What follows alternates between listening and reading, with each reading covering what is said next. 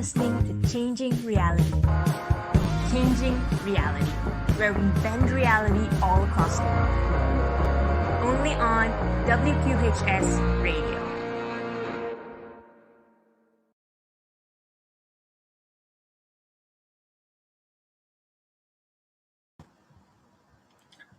So, hi everyone, and welcome back to another episode of Changing Reality. Welcome everyone once again for another lovely show. I'm so glad to see you again. So glad to have you back on air with us. So, for all of you who may be new or may still not be so sure what Changing Reality is, Changing Reality is a show here on WQHS Radio that features phenomenal people from all walks of life who are changing their own reality.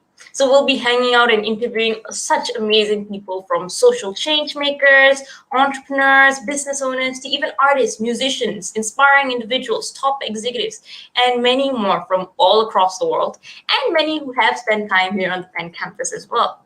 So we are very fortunate because we get to hear their inspiring stories and hopefully see how they are changing their reality and the reality of those around them, so that we can take those lessons in and apply it in our day-to-day life as well. And I wanted to do this show simply because I felt like there are a lot of people out there who do phenomenal things and make waves in the lives of those around them, whose stories would be able to inspire us and kind of like help us figure out what we are doing and where we're headed. And I'm just super passionate about learning those stories and learning how we can all change the world in our own capacity. So personally, I founded and run a youth movement called Ascendance. It's an international youth movement based in Malaysia, which is where I'm from, that collaborates with places like the Ministry of Education over there, international organizations, community partners, and even clubs here at Penn to provide an alternative education platform for any student who wants to change their reality. So we work with students from elementary all the way up to college through various sessions, programs, experiential learning activities, and projects to help them discover their passion, learn about it, learn about the world and around them, themselves, the things that are happening in different industries, and use that information to actually start their own careers while they're still in school. That creates meaningful impact, not just for themselves, but for those around them too. So to date, we've been very fortunate to work with over 15,000 students in 900 communities, and have incubated countless number of student-run projects run by entrepreneurs as young as 8 to 25 years old. So that's just how I've seen the power of stories change my life or change the work that I've done. It's through stories that actually fuel the work that happens and makes even students like us able to change our own reality. Taking it a step further, like one of the things that Ascendance is able to do is actually in September, we're having a conference for 50,000 students all across the world, where the organizing team is, again, run by students under 25, but the speakers themselves are between the ages of 10 to 26 from 10 different countries, all of them who are multiple award-winning social entrepreneurs, and at the same time, youngsters who are making changes to the world around them. And just circulating those stories, hearing what people do to change the world around them, that's what I feel inspires each of us every single day, or at least inspires me to keep. So if you have any questions about it, do drop it in the show chat below. The purpose of Changing Reality is for you guys to find out a bit more about the different industries, the different things that go on, and the tips and tricks of success that many of the successful people who pass through Penn have actually applied in their day-to-day life. And our guest for today is definitely someone who is bringing this valuable insight to all of us. Our guest is actually a finance professional with over 15 years of experience across the board in different segments of the finance industry. He's someone who's been very successful in different roles, different positions, and has had experiences in everything that you can think of, from corporate finance to M&As to financial operations, like supporting financial decision-making. And today he's actually the director the director of finance at Experian, a huge company that works with thousands of people, that I think is responsible for so much of the work done and integrates a lot with the IT industry. So a lot of things, really someone who's looking at finance, but also in an industry that's moving towards the future, and definitely someone whose story is going to inspire all of us. The best part, he was actually a student here on the Penn campus too. So without further ado, let's actually welcome our guest for today, Jason Huang. Hi, thanks for having me today. Thank you for joining us. How are you feeling? Is everything good with you? Everything's great. Can't complain. like I said, weekend's coming up, so happy that everything's going well. All right, okay. Weekends is our favorite part. I mean, which college student doesn't like weekends, right? Exactly. Right. But thank you so much for joining us. I think it's like so amazing to have you. And you've just done so many amazing things that I think our audience is waiting at the edge of their seats to hear your experiences. So, but before we get to that, as I mentioned, as a little spoiler in your intro, you're actually a student here at Penn, right? So Correct. why did you even want to go to Penn? How did you even figure out that this was the school for you in a sense? That's a really interesting story. So as we go through our discussion, you'll see that a lot of what happens in life is kind of just by chance and by luck. So when I was applying to colleges, I applied to a lot of different colleges, and I'm originally from California. And I really thought that I was going to stay in California for school. And I had even, after I'd been accepted to Penn and a few other colleges, I even, sent in my deposit and intended to enroll in the UC school out here in University of California School campus. And it wasn't until I think 48 hours before the deadline that my father came home and said, "Hey, I think you should check out Penn." And I'm like, why, right? It's across the country. And he said, "No, some of the guys I work with said it's a really great school and stuff." And, I was like, "Yeah, I know it's a good school, but, so what?" And then he goes, "Yeah, I think you should check it out." I said, "Are you going to pay for it?" He goes, "I'll do my best." And before I knew it, I popped, back then it was still VHS cassettes. I popped that into the VCR, checked out the 20-minute video. And I was like, okay, sure, let's go. So I FedExed over, the information. And before I knew it, in the fall, I was on campus. And, the real interesting thing is, like I said, a lot of things happen by chance. It's by luck. A lot of your success is hard work. But, don't forget the random opportunities that pop up. Penn to me was a random opportunity that popped up. Took advantage of it. And it really wasn't until probably 5-6 years after I graduated that I realized how important it was in my career path. So that was my story. That's amazing. I'm so glad we didn't miss you and then we caught you in that 48-hour bubble. If not, we'd be too sad. But anyway, that's amazing. And when you got to Penn, in a sense, did you already have everything planned out? Were you the kind of person who was like, I'm going to go into finance, I'm going to do this, I'm going to do that? I mean, you were a student at Wharton, and I can tell from my friends that there are some who are really focused and some who are completely clueless. Where did you fit in the scale, in a sense? So I had some idea that I wanted to be in finance. That's why I went to Wharton, but I had no clue. Today, students are so much more prepared than I was, because when, I interview for the admissions process now as an alumni interviewer out here. And when I talk to students and I say, why do you want to go? They can tell me all the different types of, banking, all the different types of, equity research jobs that are available and stuff. And I was like, I had no clue when I went to Wharton. So I showed up and I said, I want to do finance. And then I didn't really know what was going on. And I knew I kind of needed to pick something about 2 years in. And in my second year, I looked around and I took a few finance classes. And as you know, the competition is pretty cutthroat and the people are very smart. And I did not get good grades in my finance classes. So I said, oh my goodness, what did I get myself into, right? If I continue down this path, I'm going to graduate with a low GPA. Who's going to hire me? I'm going to be homeless, So I was having a freak out session, right? And then I thought about it. I said, okay, what am I good at, right? And at the time, in the late 90s, information systems was kind of a new concentration at Wharton, and I really enjoyed it. I was pretty techie. And I said, you know what, the internet's, on the upswing, so let's give that a try. And then that's how I chose my concentration. So I ended up graduating with an information systems major or concentration, and went down the tech path. And for those of you that have kind of studied the tech history, you'll know that we had a bubble way back in 2000, 2001. So I was right there on the upswing and right there when it popped too. So that was my story of how I found my way while I was at school. Okay. And all right, made the right decision. I mean, like, well, like some of the people I said, like I spoke to before, were like they weren't sure like where the internet was going and stuff like that. But I guess you took the bet, and I think again, like it worked out pretty well. I mean, so Yeah, great job with that. my suggestion to students today would be, you know, do something obviously that you like, but also where you see the jobs, when you graduate, right? It's difficult to go down the path where the jobs are just more scarce, right? It's going to be harder, right? But then again, you've got to decide, what matters more to you in your life, right? We talked about this before. It's, how do you define success for yourself? Everyone defines it differently. Don't get stuck into how everyone else is defining it, right?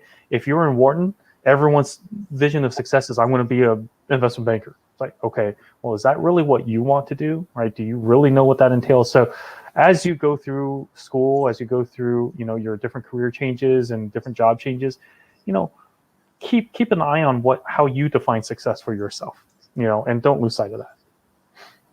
That's actually really great advice, because I feel like I don't know, I haven't thought about it like until I spoke to you, and I feel like many people like leaving college in a sense don't really think about that. They're just like, okay, what job can I get, where can I start, and things like that. So we don't really define success in a sense.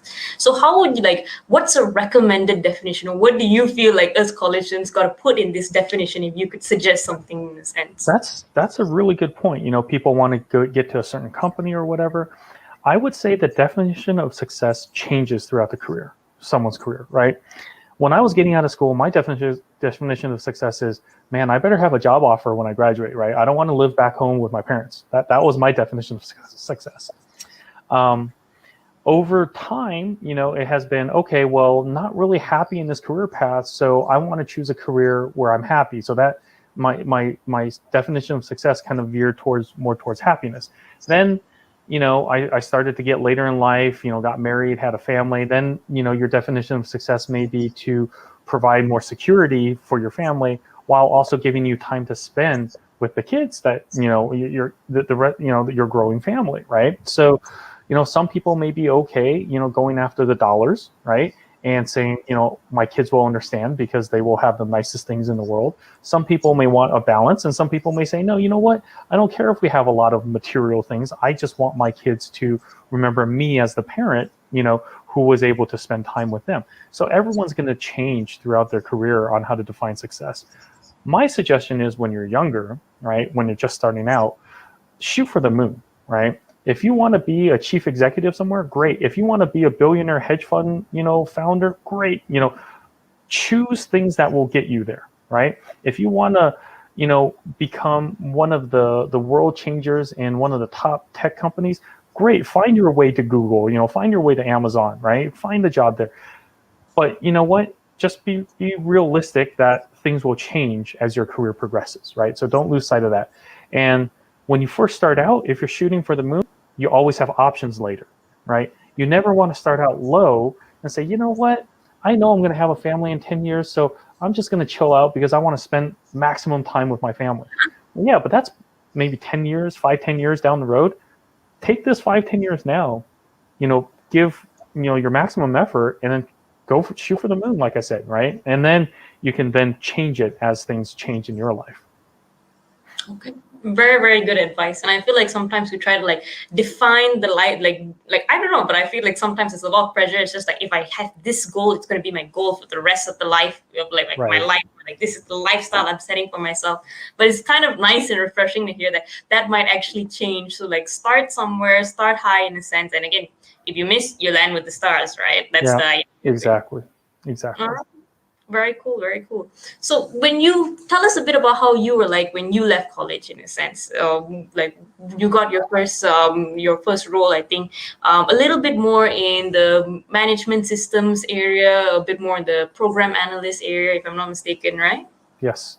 So, when I left school, it was just, all right, I knew I had my experience on the East Coast at Penn, and I was like, you know what, I want to find my way back to California. So geography was important for me. That was one factor of success for me, right?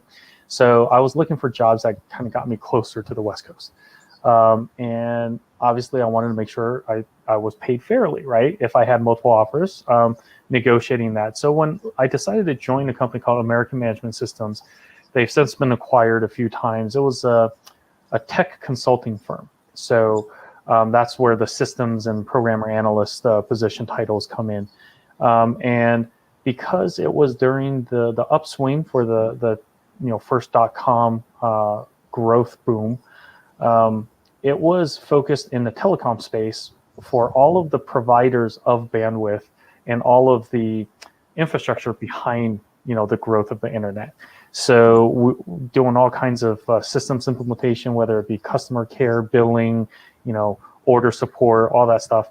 And then I sat around and I realized, you know what?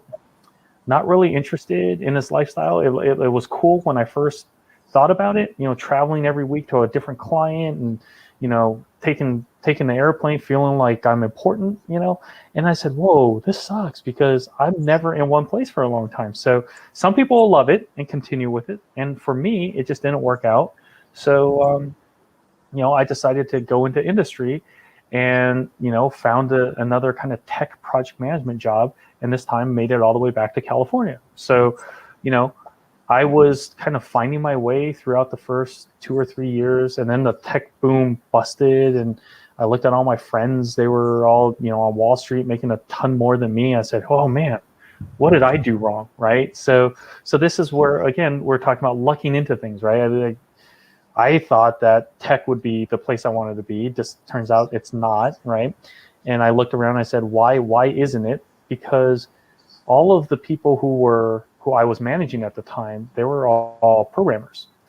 Although I knew a little bit, I could never program the way they could. So I knew if I continue down this path in 5-10 years, nobody's going to respect me as a manager. So I had to make a change. And then when I started looking into it, I was like, I want to go back into true finance, right? Investment banking. So started applying to jobs. Nobody would hire me. Even though I had Wharton on my resume, nobody would hire me because I didn't have the experience. So I realized, okay, I've got to go back to graduate school. And that's when I started applying, went back to grad school. And that's how I kind of shifted my career towards finance. So that was my early career. All right. That's very nice. And I like how you actually made the decision, all right, I'm not happy in this industry. I'm actually going to shift it, yes. Stuff like that. And I feel like that is something that a lot of people need to hear because, again, it's that whole, if I pick something, I've got to at least die a couple of times in a sense. But I feel like the moment you're aware that, okay, this is not the thing for me, then making that switch is important in a sense, at least to your own life satisfaction at the very least, not anything else. That's absolutely true because when you're earlier in your career, nobody's going to fault you for changing a job every year, for the first 3-4 years of your career. Nobody's going to fault you for that. When you get kind of mid-career and kind of towards the end of your career, then people start looking and saying, whoa, this guy's been, or girl's been changing jobs for, every 12 to 18 months. Then it becomes a big question mark. Then, your marketability as employee gets called into question, right? So you don't have to worry about that for the first few years of your career. And as soon as you realize it's not the path you're interested in, or it's not right for you, don't be afraid to make a change. Don't stick with it. And then 10 years later, you're like, oh man, if I make a change now, I've got to take, a 30% cut in salary because I got to go back to a more junior level and stuff. It's just by then you'll be married, have a family, and then so many more people are counting on you. Do it early in your career, right? Make changes, realize it quickly, and just go for it. And if it's wrong, make another change, right? All right, okay, that's actually very good advice. And I didn't know that there was a difference in perception. So guys, make all of your mistakes or make all of your changes now. I'd say, while it's still something that you have the option to do, and it's a little bit less pressure for you to actually make those changes. Right. So tell us about your change from the IT-ish industry back into finance through that course of your MBA. What did you take away from that MBA experience, and how did that help you in your next role, in a sense? So the very first thing I learned when I got to grad school was Penn is amazing. So it's funny because I didn't go to Penn for grad school, right? I went somewhere else. And then the 2 years that I was getting my MBA was a review of the first 2 finance classes I took at Wharton. So that's how good of an education everyone's getting at Wharton and Penn, in general. So, a lot of people don't realize that until they've gone, right? I didn't realize that until I was gone for several years. Even though I'm saying it now, the people listening may not realize it and may not listen, like, hey, just an old guy saying this. But, it truly is an amazing education. So number one, enjoy it, take full advantage of it. So in grad school, I made a conscious decision to go full-time because I knew I needed that summer in between to get an internship because I was changing careers. Otherwise, I would just get stuck into that same cycle of, okay, he's a tech guy going to a full-time MBA program or going to a part-time MBA program, no work experience other than tech, so he's going to be tech, right? So I didn't want to get pigeonholed that way. So my summer internship was in investment banking and learned a little bit about, kind of M&A and realized, oh my gosh, not what it was, what I expected it to be. It was a lot of selling, a lot of sell side deals. A lot of big banks are all about the sell side. There's not a whole lot of buy side work. And then I said, I personally am not good at selling, and I know what I'm not good at. And I don't want to just keep doing these sell side pitches. So I decided, hey, you know what? Private equity looks good. And this was before private equity was in the news. Nowadays, all the young people say private equity sucks. They're pirates and they just take. To a certain extent, that's true. I got down that path and I said, when I graduated, I joined a merchant bank from a couple of Wharton alums. And it was about as startup as it can be because I was working on the dining room table of in the apartment of one of the founders. So we were advising, they had contacts. So we were advising different hedge funds and private equity funds. Hedge funds, when their investments weren't going well, were trying to called in to turn it around. And then the private equity funds kind of used us as their due diligence team. So it was great because now I was on the buy side of things, which is where I wanted to be. And I knew the goal was to hopefully have this small, team of people turn this merchant bank into like a private equity fund and raise a fund and do our own investments. Didn't really work out that way. I learned a lot while I worked there. I think I was there for 4 years. I learned a ton more. Probably I learned more in those 4 years than in all the other years I've worked combined. But the founders eventually split up, and who was left wanted to go down the investment banking path again. And I said, wait. 4 years ago, I didn't want to do this. 4 years later, I'm still sure I don't want to do this. So I said, I better get out. So I left, and that's when I switched my career into corporate finance. So again, this is kind of the theme of part of it is hard work, right? Hard work, learning in those 4 years, everything I can learn, lucking into hooking up with those two, Wharton alums. And then now kind of bad lucking into looking for a job again, right? But then allowing me to shift again what I wanted to do because my definition of success had changed. I got married, I was about to have a family, so I'm like, I need something more stable, not like a private equity position where I would be flying all over the country again. So I said, okay, decided to go corporate and have been in a lot of different corporate roles since. Okay. And again, I really like going back to this whole definition of success thing. I feel like that's such a key thing that we often forget. And seeing that like each role that you take in each little segment of the industry kind of changes, it's very interesting to see how that kind of reflects your own definition of success, as you mentioned. So leaving this whole private equity startup kind of realm and delving into corporate finance. I think you were vice president of finance at places like Univision, which is really very huge. What was and many people go into corporate finance and they start at something like in a lower level position in the particular company and they work their way up. What do you feel was different in your experiences that equipped you to be able to see things differently in now your corporate role? Yeah, so it's interesting because a lot of the corporate finance positions for people who start there and kind of work their way up, they come from one of the large accounting firms. So, you get an offer from E&Y and do like auditing and then get hired in to do finance at a company. So a lot of the incumbents within the company, they're all accountants, very rule-based, right? When I joined, I was kind of like this weird finance guy that wasn't rule-based. So it was good and bad, right? It was good because it allowed me to do more than just be the VP of finance. VP of finance, you do your forecasting, your budgeting, all that stuff, variance analysis, cool, right? Anybody can do that.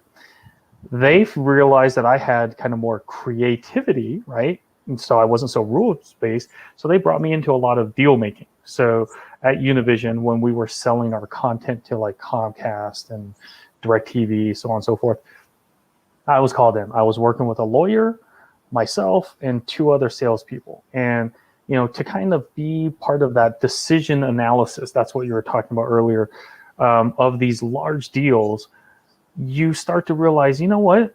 It's not really negotiated with rules. You have creativity to structure deals how you want to structure them, right?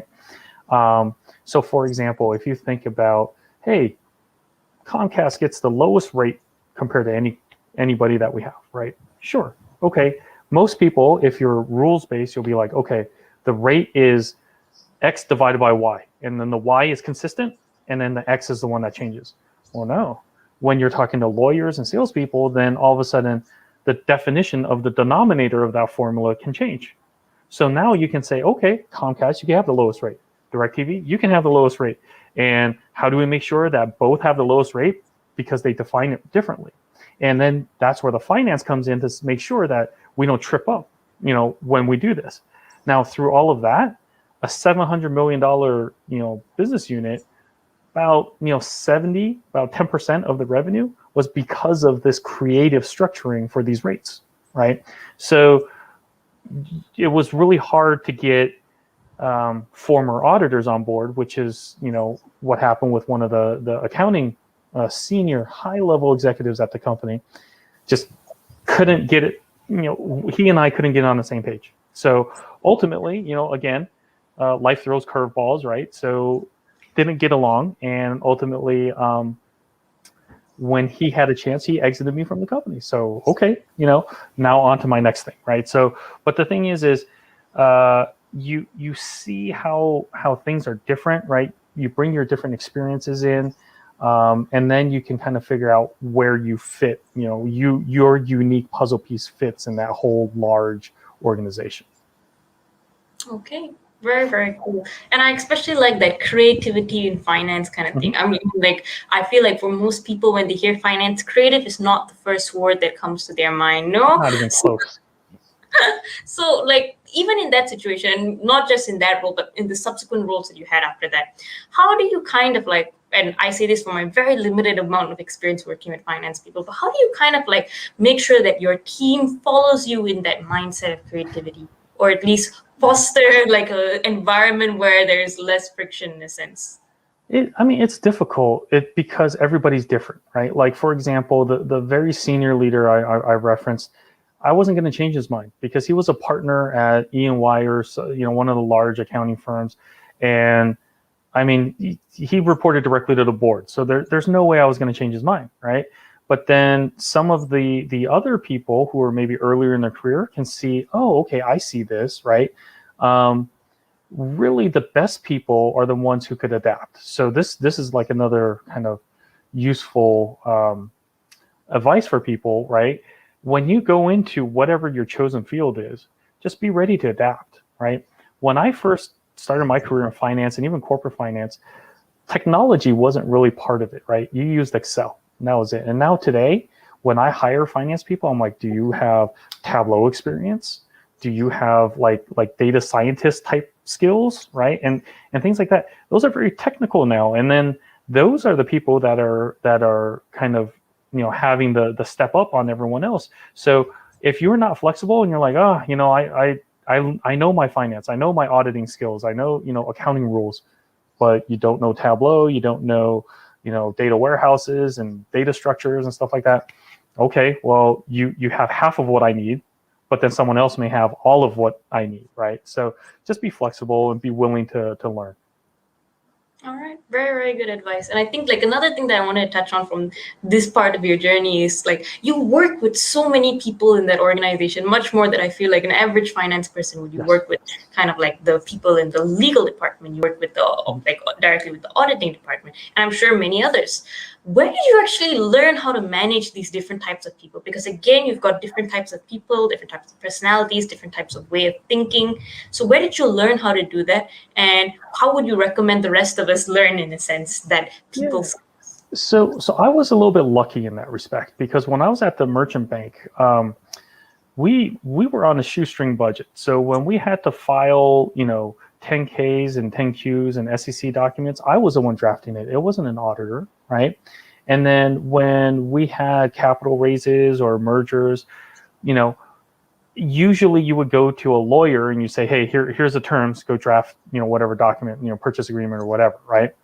I drafted it because they didn't want to pay a lawyer, right? So when I drafted it, it was, okay, go to a lawyer, have them charge an hour or two to review it, redline it, give it back to me, and then I adjust it. So, I was able to learn a lot because I was forced to, right?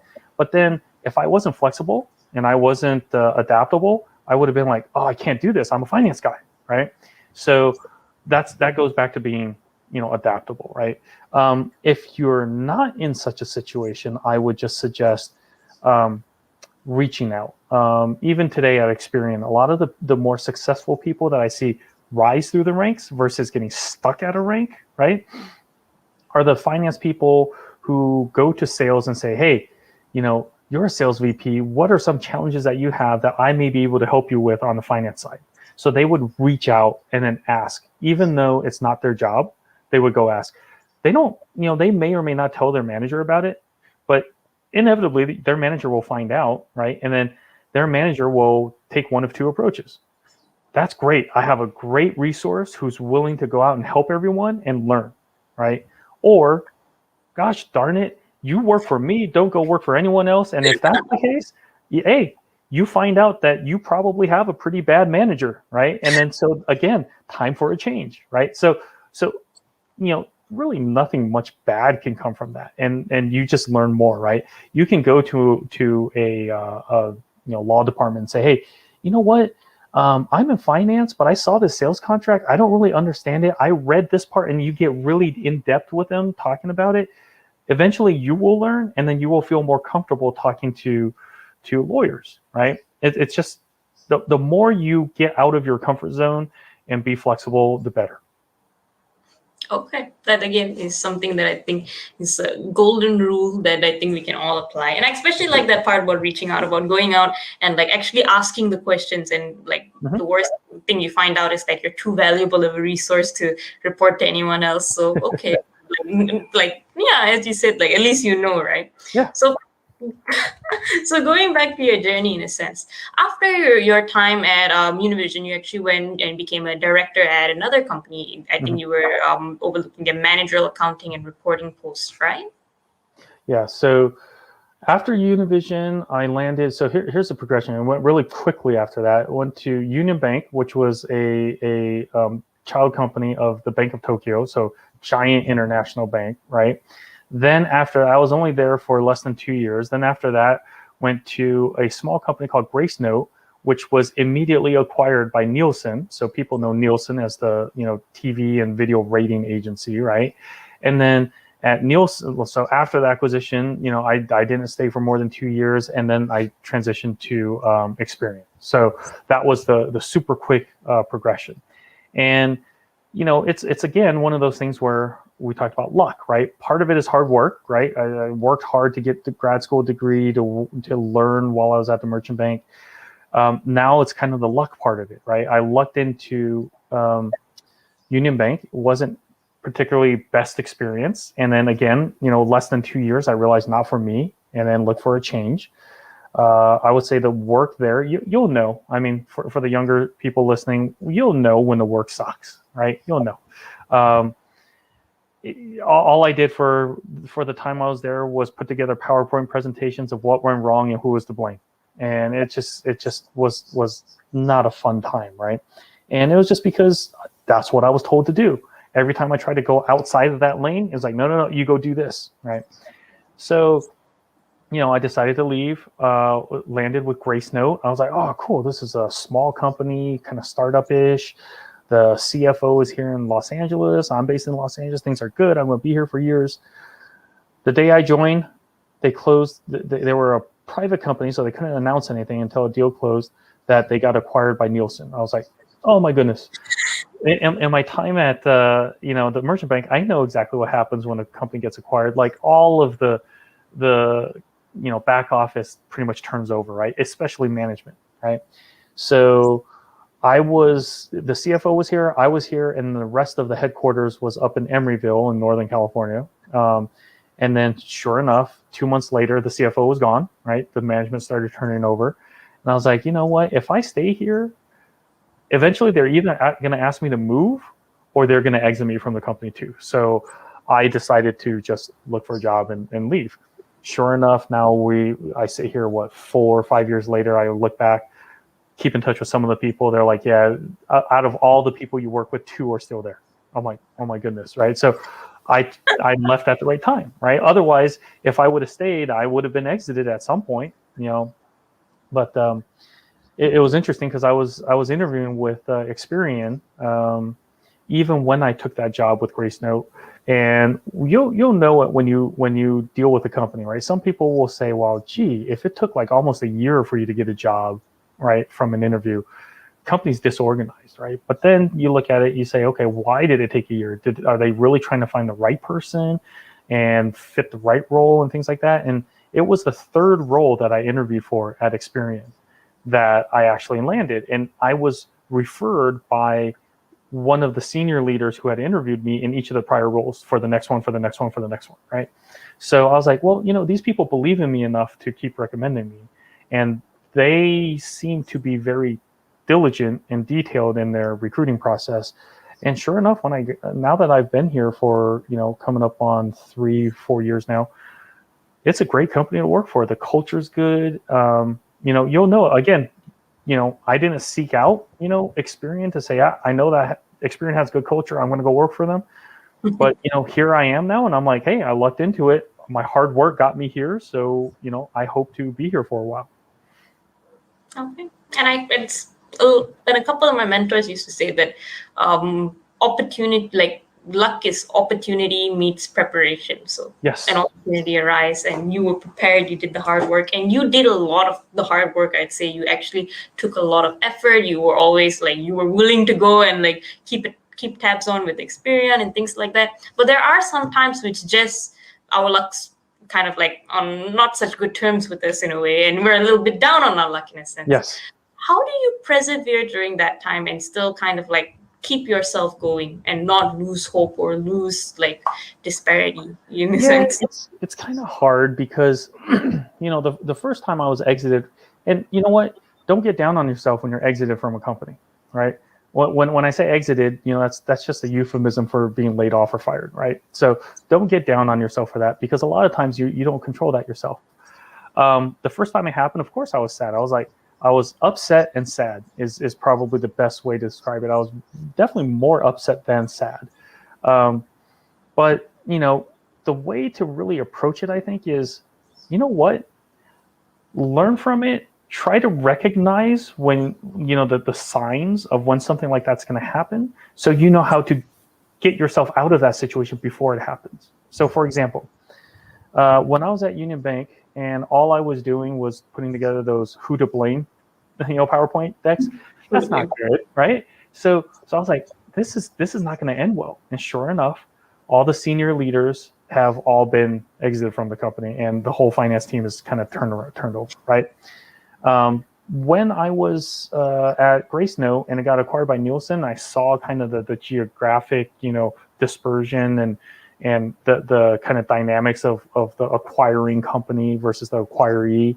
Seeing what I saw back when I was at the merchant bank days, I was like, you know what, I better look for an exit now before it's not my choice, right? So you accumulate those experiences. You see what you've experienced before, so you know what to look for, so you can avoid those in the future, right? And I would say, different people are different. Whether you use sadness to drive you, or anger to drive you, or despair to drive you, some emotion is going to drive you to say, oh my gosh, I better go find another job. Whatever that emotion is that works for you, know it and use it. If that situation were to happen, right? If you're down on your luck, right?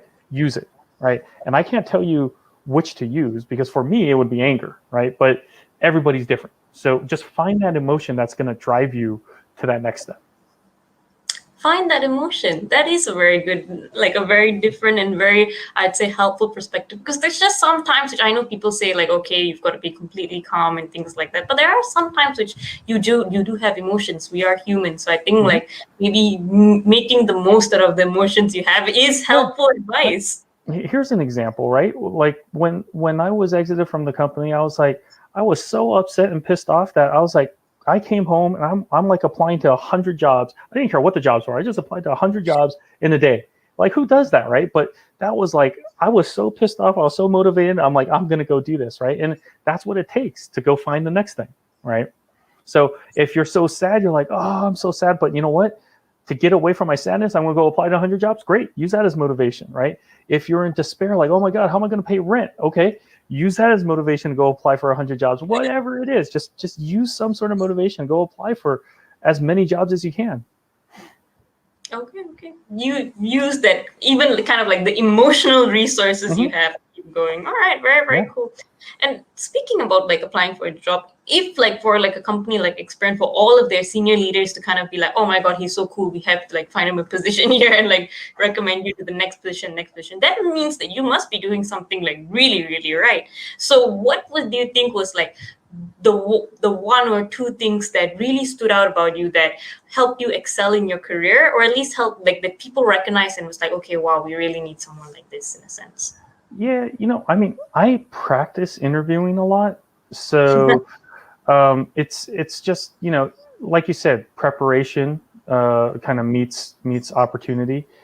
If you prepare by practicing, right?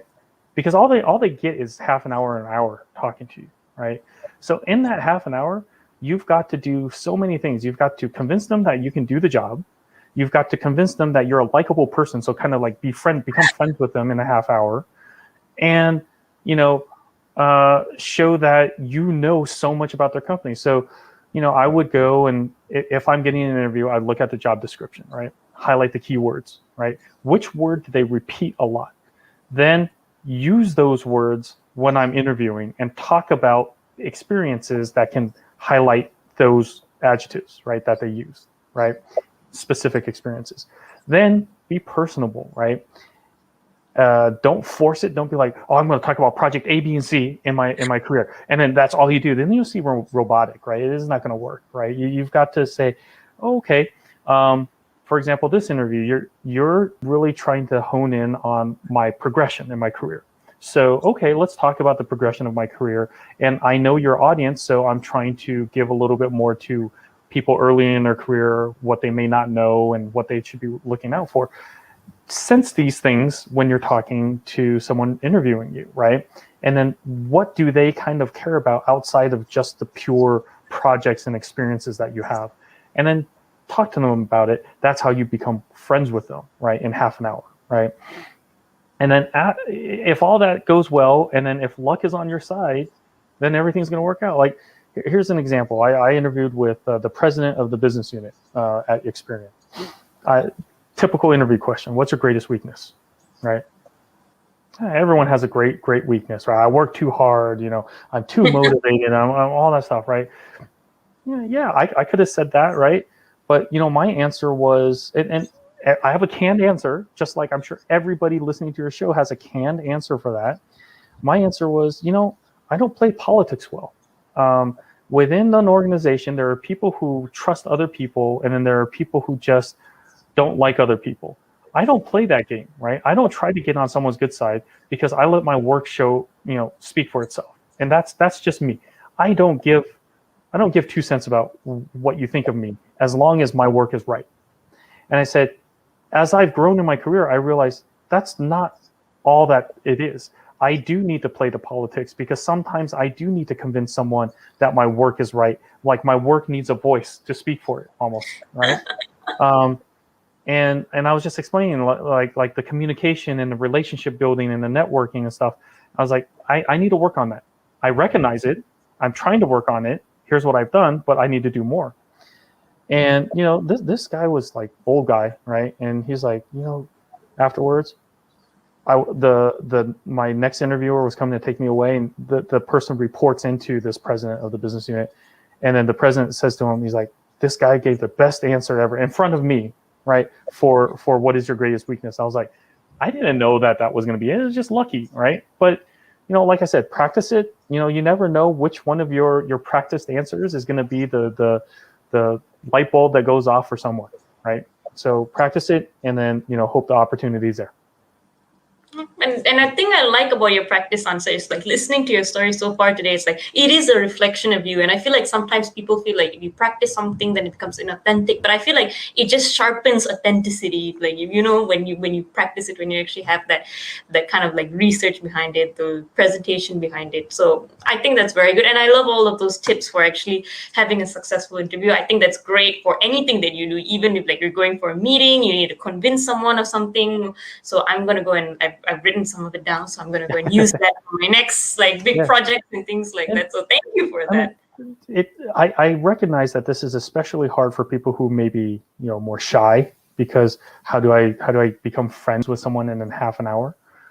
I'm sure when you guys are out and about, you're standing in line at the grocery store or somewhere, someone goes, "Oh man, it's so hot and humid today, huh?" Just strike up a conversation with them. They want to talk about the weather. You talk about the weather. Talk about where you're from, how the weather is, where they're from, how's the weather. You're in college town, right? At Penn, if you're on campus, right? And then just those little things that you practice will help you in the interview, because now you've got some experience to draw on how to start a conversation that's not dependent on my past work experience at company A, B, and C, right?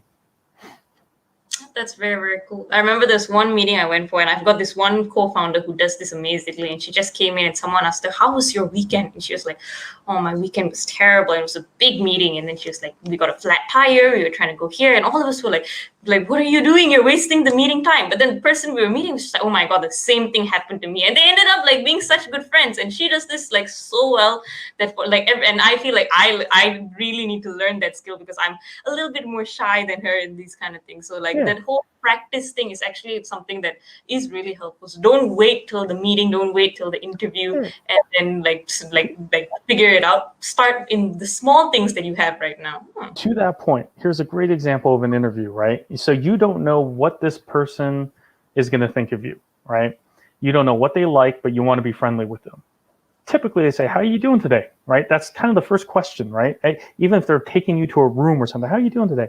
As you're walking, they're like, "I'm doing pretty well. The traffic was crazy getting here," or something like that. But I gave myself plenty of time, so it worked. I never knew that whatever freeway it was, like the 405 or whatever, was this bad at this time of day. And then they'll be like, because they work there, they would know the main streets there. "Oh yeah, it gets worse now," and stuff.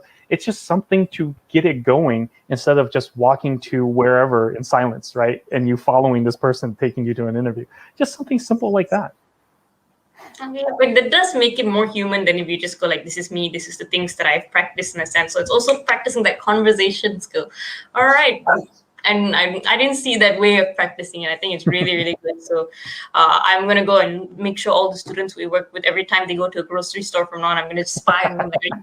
Are you practicing in a sense? But okay, I think it's really good advice. And tell us a bit about your role now. You're like, with all of this amazing stuff, I think like those interview tips definitely worked out, because you're director of finance at Experian. Huge role, overlook a team, overlook a huge budget, and things like that.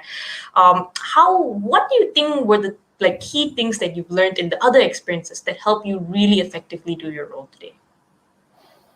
I don't think I could point to one thing, right? It's just a combination of experiences, because I'm in a new role at Experian, so I'm still director of finance, but in a different capacity, right? And I've been in this new role for a month, and it's the director of strategic pricing. Okay. So basically, whenever sales goes out to talk to a client and they need special pricing, that's not our standard pricing, they come to our team. How do you get into this? Well, for me, it was my role at Univision when I was part of that negotiation team, right? It's also my role at the merchant bank, where I worked a lot with lawyers, kind of structuring the deal and writing that into a contract, right? And then, even then back at the merchant banking experience, where you're thinking about the big picture, because a lot of times at large companies, you'll find that finance is very focused. So you would have a whole team for revenue of a business unit, then a whole team for the cost of a business unit. Then you've got the CFO who handles, the P&L for the business unit. So it's very pyramid shaped, right? So everyone sees like a little sliver of it, right? But the more you can, like I said, be flexible and outreach, get out of like that one little lane, go to sales, go find out and learn. Those experiences will help you get various other experiences, right? Because do you just want to be like a revenue person, right? Maybe, right? If that's what's happy, if that's how you define success. But if that's not how you define success, then having that flexibility and adaptability allows you to go do a lot of things. Like right now, I would think I could probably go interview for a strategy role if I wanted to. I could still interview for a revenue or a cost role if I wanted to. But it's just my choice now where I want to kind of point my career. So that's why I said, when you first start out, if you don't like it, keep moving. And the totality of all your experiences is going to get you someplace where you have options. If you start out and you say, hey, I'm going to set my bar here rather than here, and only in this one line, then by the time you get to like my career path, 15 to 20 years, you're going to be like, where are my options? Right? So you do more so that later on you have options. All right, have options. Okay, so options don't just appear if you work hard and like in a single thing and like a bit heartbreaking, but it's put it this way: the only options that will appear, like for example, you get a job in Ernst & Young as an auditor, and then you go into a company as their auditor. And then, maybe something related in revenue accounting or something like that. And you just keep going down that path. You will get opportunities, but only in that path. You won't get opportunities elsewhere, right? Strategic pricing will never go to someone who's a revenue accountant and say, hey, you want to come work for us, right? Unless that person reaches out and shows that they've learned a lot and are very interested in other parts. And through that interest, we can see kind of how they think, right? How they approach problems, whether it's rules-based, creative, a mix of the two. Then we can say, okay, now this revenue accounting person might be a good fit for this job. But if they don't do that, your only opportunity is going to be in that same path that you're going down. Okay, very, very cool. And that's a very interesting way of thinking about it. I think that puts it into perspective for a lot of us. And I just wanted to talk a little bit about the people you work with and communicating with the people you work with. Because every time I talk to you, I feel like I learn so much, and a lot of it's because you're just very truthful in a sense. You're just like, this is how it is, that's how it is, this is what you do. And then I was like, oh, okay, that makes sense in a way. And then but you also mentioned that like you don't like office politics was not your favorite thing and all. And from what I've heard from, again, never worked at office, so can't like 100% like say this, but the little I've experienced from working with companies, office politics can be very scary and very not so truthful. So how do you think you've managed that over the course of your career? And how do you today, like when you work with your team, when you actually have to guide others in a sense, how do you still like kind of like ensure that they thrive, ensure their truthfulness, that their work comes out, and ignore all that politics in a sense, or at least manage? Well, here's the interesting thing. I don't think you can ignore the politics. Like as you get later in your career, it's unavoidable, right? So that's why my answer was, hey, my weakness is the office politics, right? Because people will be like, well, why do you even care about office politics? But if I'm talking to like a very senior, 30, 40 years experience president of a business unit, he knows that politics is important, right? So it's hard to say, right?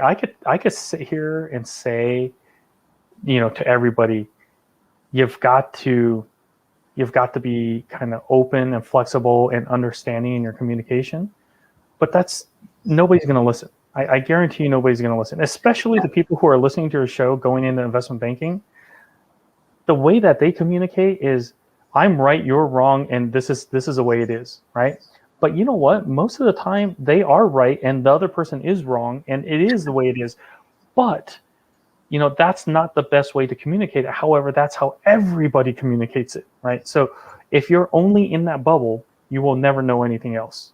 So when I first joined finance, right, shifted my career to finance, did investment banking, then did merchant banking, which I worked with a lot of hedge funds and private equity funds, which was very similar to the communication method of investment bankers. My approach when I first joined corporate America, my way or the highway. This is it. I'm right, you're wrong, right? And I will prove to you with data and numbers that I am right, right? Didn't work out so well, right? Part of the reason why I was looking for another job, right? So okay, now that's happened once, look back and say, oh, did that serve me well? Well, in some cases, yes. In some cases, no, right? So how do I do it? It wasn't until I joined Experian that they made a huge effort on what do they call it? Like valuing each other, right? So I didn't realize, I thought that the company was above all, right? I am right. I am doing this for the better of the company. I don't care about anything else, right? But now here we value each other. So it took me a while to realize that, hey, I could say I'm right, you're wrong, listen to me. It'll be very efficient. We'll get there faster, but then people won't like me and then may not want to be a good team player with me later, right? So I've learned to balance the efficiency, right? Because it takes more time, more meetings, more talking to get people on board, right? But once you're there, the people are much more willing to work together with you. And then eventually, you don't have to be, I'm right, you're wrong. You just say, and they're like, oh yeah, you're right, without even questioning it. And it's no longer confrontational. It's no longer, I'm right, you're wrong. It's just, I said, and people are like, oh yeah, he's been right so many other times. He convinced me so many times. Yeah, that's right. It makes sense. It's different, right? As you get more senior in the company, you do need to kind of switch it to that aspect. However, I'm sure there are people out there listening say Jason's absolutely wrong. True. If you're in private equity, you're in you're in the hedge fund business, the way you guys communicate is absolutely different. So continue down that path if that's what it takes, because I dealt with the board of a lot of large companies, and a lot of the board members are very rich people, right? Some are run hedge funds, huge billionaire investors, right? Their communication is always, I'm right, you're wrong, you're dumb, you don't know what you're talking about. So okay, if I go into it knowing that's how you treat people and how you talk to people, I won't take it personally, right? I just know, right? But then I know not everybody's like that, so I've got to kind of change my approach with others, right? And I didn't really fully learn that until I was at Experian. So it's just one of those things you're going to develop over time. Okay. And I really like that whole know your audience kind of aspect and know who you're approaching. And I feel like that's a much better answer than giving us a typical one-size-fits-all communication 101 answer. So yeah. Thank you. And I think that, again, this is something that I'll be able to apply. So for all of you listening, this is for me, not for you guys. So I'm sorry. I just asked the questions that I wanted today. And I feel like maybe just to wrap up our session in a sense, and just to bring it to a close, I would say we spoke a lot about definition of success. We spoke a lot about the things that the things that I think have made you and have made you very successful. And I think to just end it off, right now, what is your definition of success? And at what point did you realize that, I think I'm on this path, or I think that this is the path for me in a sense? Yep. That's a good question, because it actually changed a little bit after COVID. So, yeah, so again, it hasn't stopped for me. It's still evolving, right? It used to be, hey, let me make sure that I have a stable job so I can provide for my family and we don't have to worry about, losing our house or whatever, right? Now it has changed once we were all sent home and I no longer commute 1 hour each way to work, right? I spend more time with my kids. I'm like, now it's more, I want to continue to have this flexible work style, right? Whether I can choose to work from home or be in an office. And so I can spend more time with my kids. I used to coach their sports, but it used to be only on the weekends. Now, sometimes during the week I have time to take them to the schoolyard and, play whatever sport that they may be playing and, help them get better and stuff. To me, that is important now, right? That I have more of that time with my family. And I hope that a lot of companies realize that. I know some do, but, now I'm starting to read, articles about like Apple saying you got to go back 3 days a week to the office, even Google saying, culture is important and you don't get that when you're out of the office. I'm like, you worked fine for a year without it, right? And so far, Experian has been great.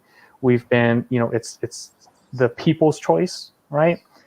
You want to come in, you come in. You don't want to come in, you don't come in. I have people on my team who've moved to a different state. They're never going to come in again, right? So we'll make it work. We made it work for a year. We will continue to make it work. And, I would argue initially it wasn't efficient because we're all figuring out what to do, but now it is efficient. We're used to it, right? So my definition of success is, again, have a stable job that I can provide for my family, while also giving me the time to spend with my kids as they grow up. Maybe after they're hopefully at Penn, then I will have more time to work, and then maybe save a ton of money, as I'm working right before retirement. But until that time, I think I would sacrifice a little bit to have more time with my family. That's absolutely brilliant. And I know I said that was the last question, but I'm going to just add one more on because you gave such an amazing answer that I can't not ask this. But like, we do have some people who watch the show who do run businesses or who are in top management and things like that. So if you could plant one thought or one idea in all of their heads, in a sense, what would be your one message to them? Okay. Well, interesting. My wife and I talk about this a lot. She's pretty high up in her company, but it's run by one person who owns the company, and he cannot give up control, right? So he works a lot. I don't know how much time he spends with family and stuff. It's just different than my definition of success. If I were him, seeing how Experian operates, I would rather have a smaller workforce, pay people more, but then be more selective in hiring and hire better people. And when the people aren't working out, don't be afraid to cycle through and get the right one for your company, right? Some people are like, oh, I own a company and I'm going to be very like family oriented, right? Because I provide for their well-being, right? Their sustenance comes from working for me. Well, yes, but if they are not helping your company succeed, why, right? So don't just stick to it. Keep cycling through until you find those people who are very loyal to you, who contribute a ton more than the value that you pay them in salary, and then you will recoup a little bit more of your time, right? Because eventually you will trust them, right? If you were making every single decision as a business owner before, eventually, if you hire the right person, and over the course of years, you may say, oh yeah, they've always made good decisions. So now it's kind of like, yeah, you go and make the decision. Don't worry. Don't come to me unless it's at this level, right? Now you've got more time for yourself. Do that for a few key areas, sales, operations, finance. Before you know it, you're going to be like, hey, my company's on autopilot. But then again, don't get complacent, right? You still got to be there. You still got to know what's going on, because you never know. People could turn and, not be as honest as what you thought. So, have that healthy balance, but definitely try to get there. Hire good people and trust them to do the work. Okay. Again, a very, very good perspective. Maybe I should get your wife on the show one day and hear her side as well. I'm just saying, you guys discuss this, I'm just like, wow, okay. And to all the business owners watching, please take note. Like, I'll send you the recording, guys, so that you can rewatch it and listen and really sink that in. But thank you so much. I think all of your answers have been absolutely golden, and it's been a phenomenal time talking to you. I hope you had fun as well during this interview. Okay, yes, I did. Definitely. Thanks for having me. Happy to help out however I can. So if there's anything in the future, whether it's a burning question that one of your viewers may have had or something, feel free to just shoot me an email. I'll be happy to either chat or respond. All right. Thank you so much. Okay. And to our audience today, I think you've heard it from him himself. So thank you guys for watching, and see you next week. Bye. Bye, everybody.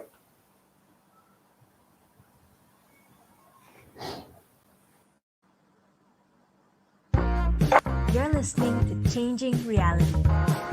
Changing Reality, where we bend reality all across the world. Only on WQHS Radio.